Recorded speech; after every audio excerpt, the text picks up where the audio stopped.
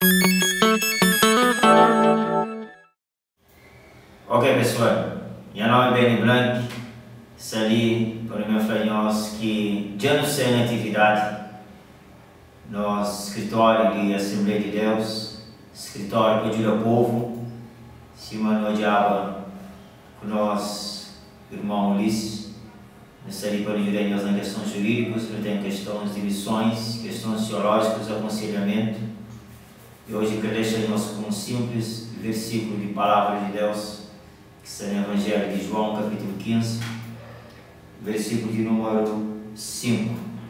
Jesus falou: Eu sou a videira, vós os ramos. Quem permanece em mim e eu nele, esse dá muito fruto, porque sem mim nada podeis fazer. Então Jesus deixa bem claro de que sem ele nada nunca pode fazer. Nós sabemos que nós uma realidade de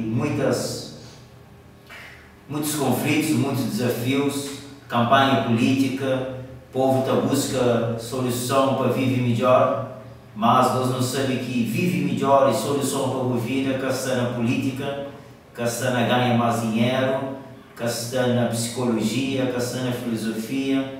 Vive melhor, solução para a vida está na Jesus. Então, aquele que é propósito que não tem para nós, não serve para não ajuda nós, em vários sentidos, mas principalmente para não deixar aquele lado espiritual. Solução para o povo é princípios de Jesus no coração de cada um de nós. Então, que Deus te abençoe, um abraço, fica direito.